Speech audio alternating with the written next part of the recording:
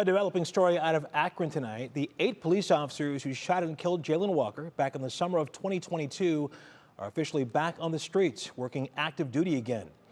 This news is bringing strong reaction from some city officials and Walker's family. Our Bree Buckley has that story.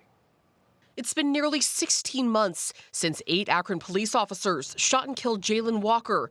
The officers fired more than 90 rounds, hitting Walker 45 times in June 2022, following a chase after they say Walker shot at police first. Those officers are now back to full-time active duty. I think most of us feel like they should still be on administrative leave or on desk duty again, but the way the process is set out, that's how it works through collective bargaining. Akron police say the decision was based on the independent review led by the Ohio BCI and the Summit County grand jury's decision back in April to not indict them.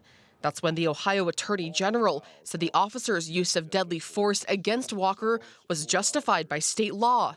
Immediately after the shooting, all 8 officers were placed on paid leave, then in October returned to administrative duty, not on patrol. APD says the department's internal investigation is almost complete, going through final legal review now and expected to be released at the end of November. I think it gives some people some unease knowing that they're back out there, whether it's giving the officers unease that they are back out there, and there are people who know who they are.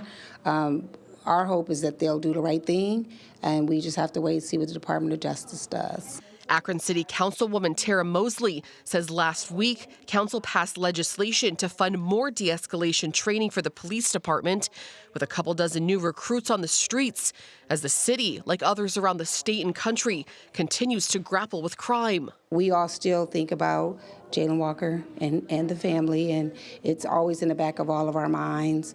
And it's just unfortunate because there's so much going on here in our community.